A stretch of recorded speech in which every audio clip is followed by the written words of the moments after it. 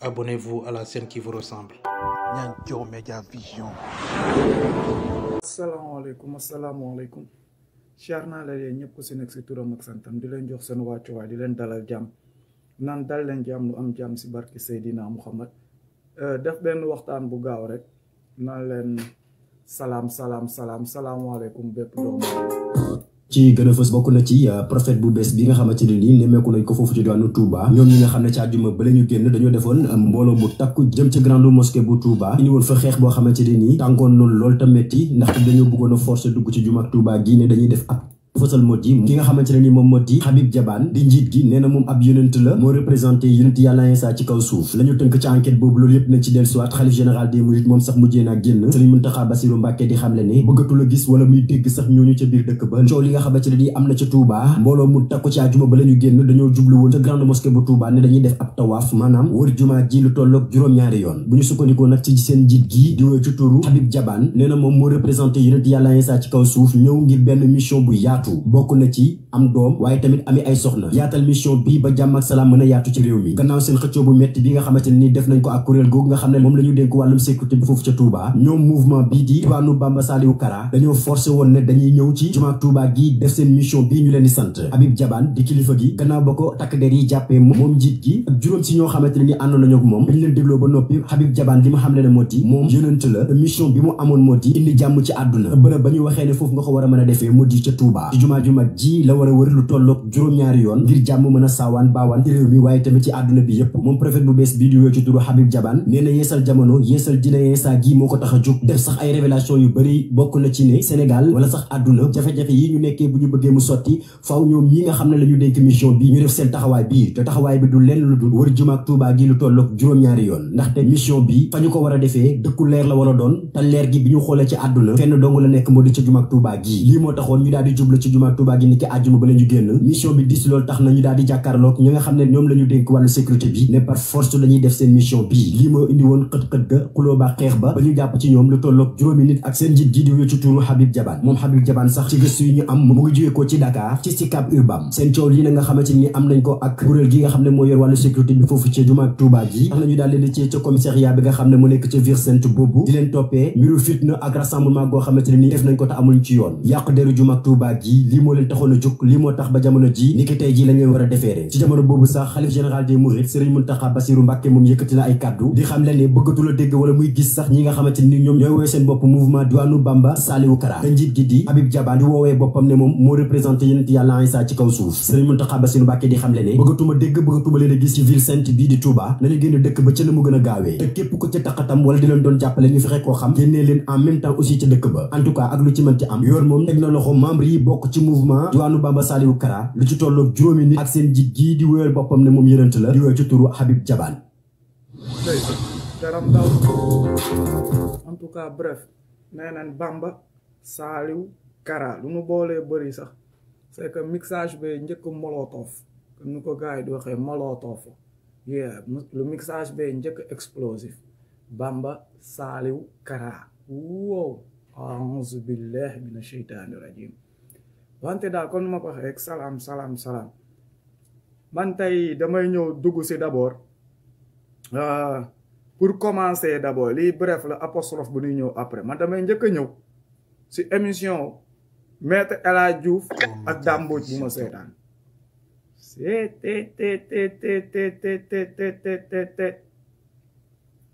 non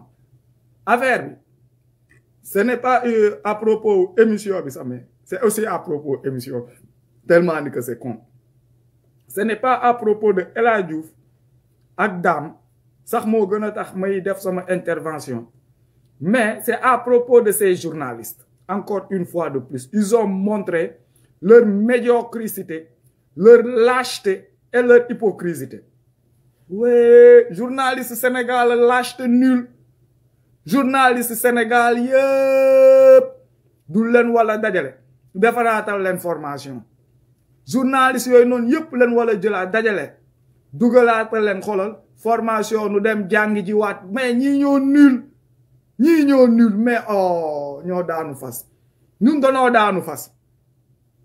on n'a rien de bon dans le pays tout a des lacunes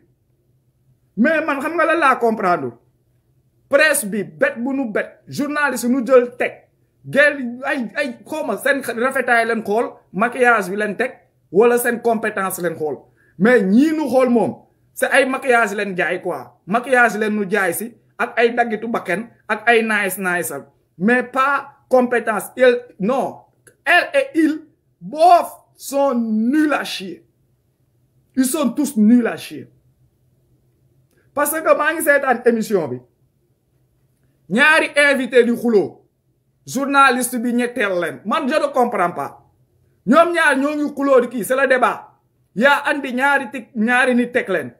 wax bi commencé souvent nu wax sa ba laal kaa yoo xam ne déglul rek teel xam nooy gérer tem dara génn fa loo xam ne même si ça ne bokkul fii nii mu nekk loo xam ne ni que gars yi ko doon séntu bu yàgg ñëw toog mais journaliste yi du lay invité plateau teg la ba pare bëgg laa canaliser nga wax ñoom lu nu bëgg nga wax ñoom lu la fa tax a ñëw mais loolu moo tax ma ne elles sont bêtes à chier léegi yow loolu nan la mën a nekkee nga def sa émission invité nit ki et léegi yow nga bëgg moom mu wax yow comme nu nga ko bëggee nga bëgg yow moom mu wax yow lu nga bëgg yow mais balaa caat yow nga waxal ko sa bopp jarul ngay invité nit ki quoi hein jarul ngay invité nit ki quoi mais ñaari nit di wax xolol coow li jug nga dégg journaliste gi tamit ñetteel baatam bi nekk si suuf waa ma ne waa arrêté leen waa taxawal waa non waay bul wax loolu waay di mais elle aussi elle ajoute du bruit dans tout ce bruit dans tout ce brouhaha elle ajoute aussi son brouhaha et en même temps elle dit là elle veut maintenant canaliser le gars mais what the fuck non mais on a des journalistes nuls à chier ñii ñoo nuls ñii ñoo con hey école de journalisme yi Sénégal lan la leen di jàngal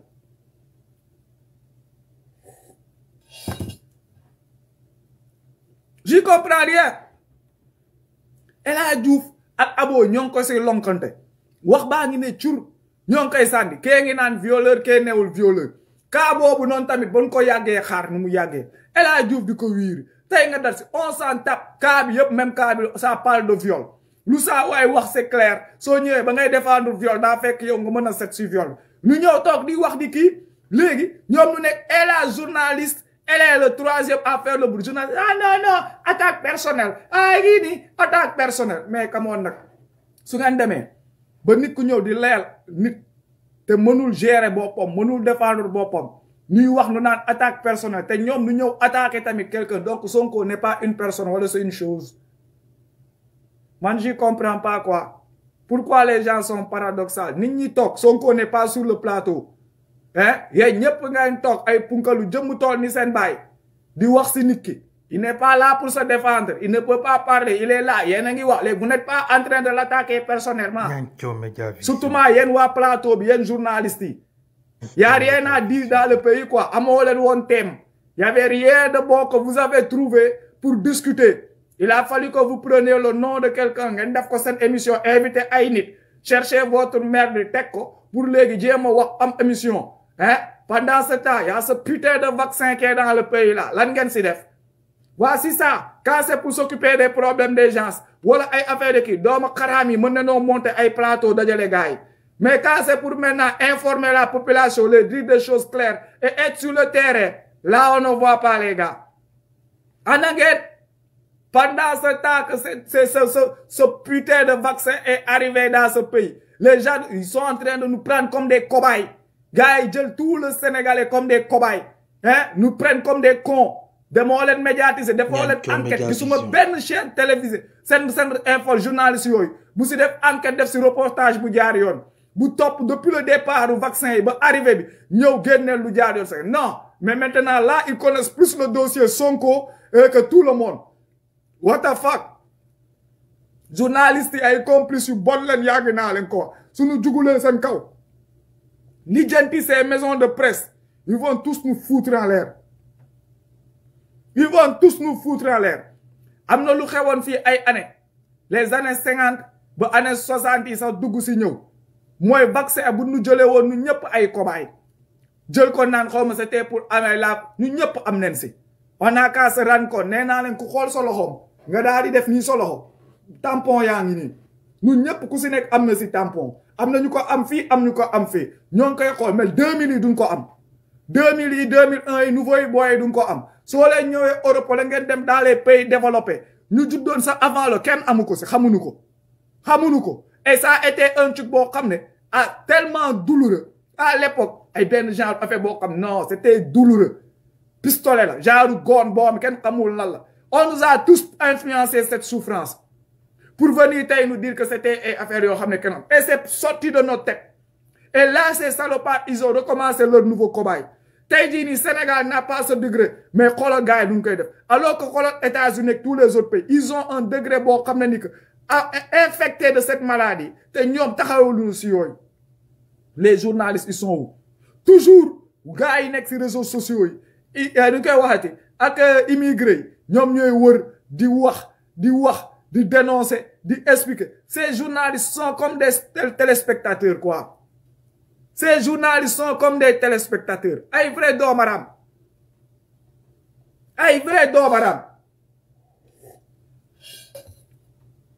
man damaa waaru gars yi du lay invité ba pare bëgg laa tànnal yow lu ngay wax du lay invité andil la thème force la nga wax ñoom nu ñu bëggee yow nga wax wala ñoom nga wax nous sommes où am na ay affaires yu gën a important sama gars yi affaire yu gën a important jamono jii nii yàgg naa di ko wax dinaa leen tant que xeexuñu ko ba lijjanti ko mu ñëw dugg si biir dëkk bi lii ñuy def nii lépp c'est égal à zéro te loolu noonu gën a important te muy base te muy lu simple lu tuuti lu yomb mooy lan dëgg leen wala seet fu mu nekk nu dem lijjanti ko importe dëgg Sénégalais a le problème de dire la vérité Sénégalais dafa am problème mu dëgg problème boobu la am ñoom xam la leen gën a mën parloo problème mu parloo moom boobu lu ko matal ba mu mat sëkk xam ne nu koy calculer mais dëgg mooy problème Sénégal nee naa la même les avocats même les personnes les plus kii soo demee c'est des personnes yoo xam ne ni ko soo demee fekk si ñoom naaxu fen parce que jikko sénégalais bi la danoo tàmm fen ba pare bëggee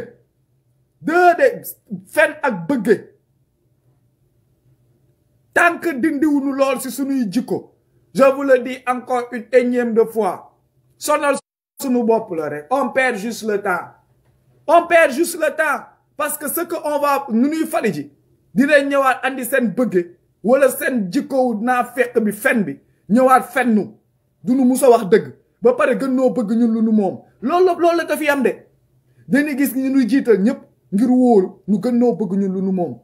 ba pare mën fen c'est les deux cas ñoom ñoo nekk si kaw soo xoolee rek après le reste là nag c'est tout un film qui vient se xam nga se coller derrière et essayer de rendre ça xam nga plus acceptable wala plus consommable mais il y a que deux choses une population qui souffre qui veut s'en sortir wóolu ay élite dem jël leen voter leen yóbbu leen pour ñu dem liggéey pour qu'ils changent la vie de tout le monde et changer les choses nit ñi dem gën leen a bëgg loolu dem changer seen bopp ak seen askan kese ba pare boole si fen yu bëri loolu rek a fi ne c'est tout parce que à base de là nag fen bi ak nu ngi koy waxati gën noo bëgg lu doon moo andi jaay doole moo andi nappe moo andi saaga moo andi lu si topp lépp parce que gars yi dañu koo gën a bëgg du noo wan ni que ñoom ñoo nu koo gën a bëgg donc nag tant que loolu defaruñu ko si dëkk bi fen base bi fen ak bëgge y aura des problèmes y aura toujours un problème on se fatigue pour rien dinañ wax yëkkatiwaat keneen et le problème va être pire xam nga lu tax muy nekk pire parce que ceux qui vont revenir wala ceux qui arrivent vont dañuy defaru ils vont plus s'arranger ils vont apprendre de ce qui vient de se passer dañuy defaru donc ils seront encore plus sournois et plus doomaram que yii nu fi jële parce que ñii lu leen daal sóoraalew nu ko woon bàyyeew nu ko xel ils se disaient que c'était trop xam nga mooy loolu donc ça va partir tous les jours comme ça et à leur grande surprise ça a pété un plomb affaire yi waat donc ils s'étaient pas préparés pour ça léegi nag la prochaine relève si on ne fait pas bien les choses pour lu jënti ko même la prochaine relève quand ils vont être pire que ça parce que ñooñu mooy gars yi nga xam ne dañuy ñëw dóor ngay dàq ji traçabilité doo gis dara ngay wëri parce que ils ont appris xam ne nan la gars yi di demee ils vont venir d'une autre façon moo tax nag tant que dindiw nu ko ba mu set d'abord si xoolu nit ñi wala nu taxawee ko ñëw andi ko ñu ko waxte une nouvelle facette de ce pays Baye Fall on se fatigue waxa fi nekk rek bu gën a dee gisoo moo géet moo taxawoon keroog moo booy Mahfous doon expliquer di kii di wax ki nangam wax nañ seen affaire kii nangam affaire bi dem moo wëlbatikuwaat moo dem maye 14 millions ah du moom leen naxoon démb moo wëlbatikuwaat dem maye 14 millions voilà loolu sax du dara parce que jikko sénégalais markatu taak la nu ngi koy waxti doomaraam la dafa wane jikkoom mais boobu gënul neex de mais ñuuxiti ñoo ma gën a neex ñoom leen fi jiñ sàcc démb duul ki ñëw tey may leen xaalis ñu jël wane waat encore toujours lan seen ñàkk fayda seen ñàkk ngor martaak lii leen fi nekkee yelwaat ñaanaatu dina leen di saaga tey may leen xaalis suba loolu leen nekkee fi parce que loolu leen gëm xam nañ ko donc nit ñi xam nañ déjà lan leen gëm moo tax nit ñi dinañ saaga seen ndey tey suba ñëw may leen xaalis mu wax gi jeex xam ne lu ngeen gëm xaalis gëmoo leen yàlla gëmoo leen yonente gi gëmoo leen seen bopp gëmoo leen dara amoo leen vergogne xaalis ngeen jiital ak ay am ay affaire yooyu moo tax nit dina saaga seen ndey tey suba ñëw may leen xaalis wax gi jeex c'est tout parce que gëmoo leen dara mais man nag sama ngor na comme ni ma ko waxee maag ñuuxuti du gisoo démb danoo saaga sama ndey ñëw teg di jéem a am si ay question tey nu ñëw ba fii affaire bi tàngal leen ñii di jaar si ginnaaw di kii ni changé di jéem a changé wax mais loolu du leen si génnee parce que lu tax man sama ngor du jaree noonu samay affaire du demee noonu non réponse mooy tax wax ñu génn si réponse moom mooy tax tey jii nii nu noppale ko c'est ça mais ay dooma xaraam yoo xam ne ay caga yu légère quoi noonu laa leen di wooye ay caga yu légère ay caga yoo xam ne ni que seen merci dafa légère da nga leen di xool sax nu futteeku da ngay tourner xool ko rek mu futteeku juutu caga yooyu ñoon laa leen di woowee quoi ñoom mooy loolu amuñu benn ngor amuñu benn vergogne amuñu benn taxawaay ak benn esprit mooy loolu ñoom daal na leen yàlla jàppale comme nu ma koy waxee rek instant bii nii xam nga nit ñi lan leen bëgg te loolu wax naa ko fi dès le départ ba mu si génnee laa si noppale ay nit ñuy ñëw solu nice xam nga te caméra xam nga ñëw ñot di sénégalais yi intellectuel xam nga ñëw toog nekk fi c'est-à-dire xam nga ay kii on n'a pas ce temps man franchement j'ai pas ce temps Sénégal nag am na ñu bëri loolu leen bëgg moo tax soo ñëwee naa laa kii nanga ma ne leen non loolu on le fait en temps de dialogue gis nga les c'est-à-dire amener les thèses de Kwame Nkrumah amener les thèses de Cheikh Anta Diop essayer de xam nga ñëw ça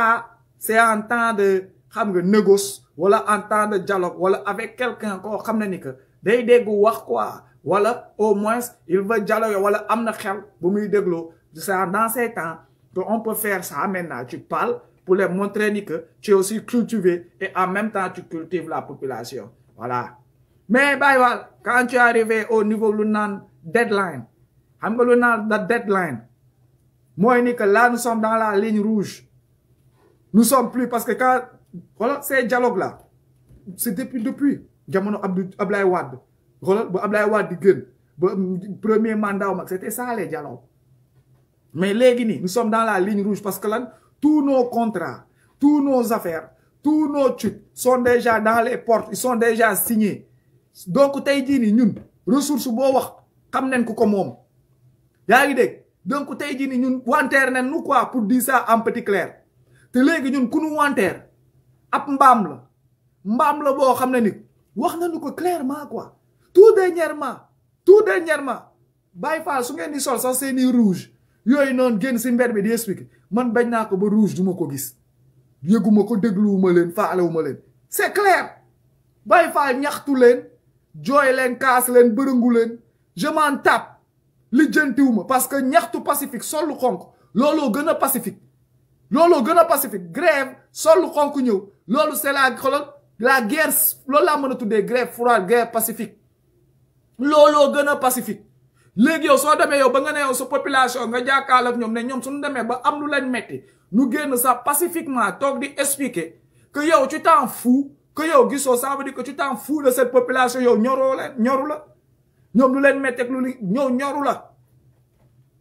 yaa ngi comprendre donc kooku noonu il s'est déjà proclamé il s'est montré dès le départ et il le prouve de jour en jour moo ngi nii gis na lu ñu def si dëkk avec ça dooma xaraam yi nu wala juk li jënt gars yi naan ay wesh wesh c'est pas l'heure de wesh wesh c'est pas l'heure de thèse antithèse wala affaire nii c'est l'heure wax ko boppam xamal ko boppam c'est pas l'heure di ñëw di ko wane ni que jàng nañ am na nay di fii xoolal c'est pas l'heure de non sénégalais soxlawuñu lool ku jàngul sax on a besoin de lui sous les rangs instant gi sénégalais yi xam nga la leen soxla wax gi léegi kaani gi ñu teg ko tuuf ko mu leer soo bëggee ñëw toog jël sa université teg ko wala sa académie ñëw bëgg a jàngal sénégalais te jàngunu ñu si bëri amuñu extrait de naissance ñu si nga bëgg leen yóbbu ay thèse ay Kwame Nkrumah ay Cheikh Anta Diop ay affaire c'est fatigué loolu waa diaspora ak ñu xaw a jàng quelques gens ñu am common mind bi wam benn état d'esprit ils comprennent là où tu parles mais c'est pas le fait de la majorité des Sénégalais la majorité des Sénégalais sont illettrés Baye Fall ñu si bëri laa lay tegal surtout maa ñu des Sénégal wax leen Serigne Touba wala wax leen Maam Maodo wala wax leen Baye Niass moo ñu expliquer la ko si kaw ba si suuf moo gën a yomb ñoom ñu wax la seen propre culture seen jaajaa ba si xolal politique dëkk bi xamuñu constitution xamuñu ñaata député leen am xamuñu ñaata sénateur yow nga ñëw tu vas nous raconter Kwame Nkrumah non instant gi ni wax gi dafa wala terre à terre Macky dénk nañ ko sàcc nañu voilà luñ ko dénkoon sàcc na ko jël na ko joxe na ko fële loolu yomb naa dégg ku xale bu ndaw sa comprendre nu expliquer ko mu clair léegi nag wax ki mooy nañ dem laaj ko lu nu moom nañ ko ñuus point barre wax gi dafa wala terre à terre simple xolal naay sa dégg ba nga xam ni que ku nekk mën koo dégg moo tax souvent su may seetaan gi sama yenn mbokk activistes yi bëgg a jël plateau xam nga teg ko tout un plateau teg je ne veux même pas m'arrêter là parce que je dis que duñ may sonal quand si je veux retourner à l'école wala que je veux retourner dans les bancs aller faire ces choses-là je vais pas venir je vais aller directement xam nga je sais là où aller chercher mes choses mais je vais pas venir en plein kii xam nga nu ko en plein combat nous sommes en ligne rouge gars yi nekk du ñu xam nga chacun ku toog gars yi bëgg noo andil ay thèse ancien politique ñëw wax fii nii waaw à l'époque de lii waaw laa kii jaar na fële kii nii nangam c'est devenu de trop loin tu fatigues les gens am na ñoo xam ne tey jii nii ñu koy seetaan la majorité on peut comprendre ñun ñu am kii mais Sénégal dee wala école ñu wala jug dëgg-dëgg wax ñun ñu ñëw ñu complet leen ñii la lay def di la xool que il parle de quoi ils ne savent pas de quoi tu parles Sénégal du noter enseignement bi sa jàngalew nu dara déggul ma la même des étudiants wala des élèves au Sénégal qui ne comprendront rien du tout de ce que tu racontes parce que lu ko waral depuis combien d'années l'enseignement sénégalais a des lacunes depuis combien d'années notre enseignement c'est sur les routes taal ay pneus wala grève tout au long de l'année combien de temps leen fi sauver encore enseignement on a raté des années blanches tu vois de ces jeunes yoo xam ne ñooy taal tali bi ba pare ñu ñëw taalal leen caméra nu wala expliquer mais qui tue Molière Baye Fall wëlbati ko si biir kii ñoo toog des élèves en master on a des lacunes on doit l'accepter et maintenant là on veut faire un combat avec ay nit ñu ñëw ñu toog xam nga vouloir ramener tout le monde à l'université comme ça déjà non instant là na pënd wax gi na clair à clair na terre à terre na benn 1 plus 1 égale 2 Macky ab doomaraam la dafa ñëwoon nee na su jéegee dina wàññi dund gi dina andi liggéey dina def nii dina def nële nu fal ko ba mu faloo ba léegi nag gis nañ fu njëgu dawlin ngi yem gis nañ ñaata la saaku ceeb di jar bu teelu gaz bi waxatuñu ko facture courant beeg ndox bi loolu leneen la téléphone bi orange tey la nu gën a mën a kii bokk saa waay def si tous deeto waay di nu wanteer duñ ko wala ñuus point c'est clair c'est facile loolu kooko wax mu dégg ko c'est explicable jusqu'à les plus fonds de la Casamance Matam Fatick Kolda koo si dem toog soo taalee rajo wala sa nga am parti la de ko kii yaa dégg c'est entendable mais soo jëlee ay histoire yu gars yi bëgg a teg plateau télé bi yóbbu ko nga bëgg koo dugal Sénégal surtout dans la basse Sénégal mais tu amènes que des problèmes tu nous amènes des problèmes Tu nous amènes des problèmes, quoi. Arranger vos problèmes, mais non, parce que d'abord, il n'arrivait pas à comprendre et tu es venu encore l'amener quelque chose qui est plus lourd que ça. Il ne comprendra plus jamais maintenant. Donc, il y a un problème. Nyanjo Media Vision.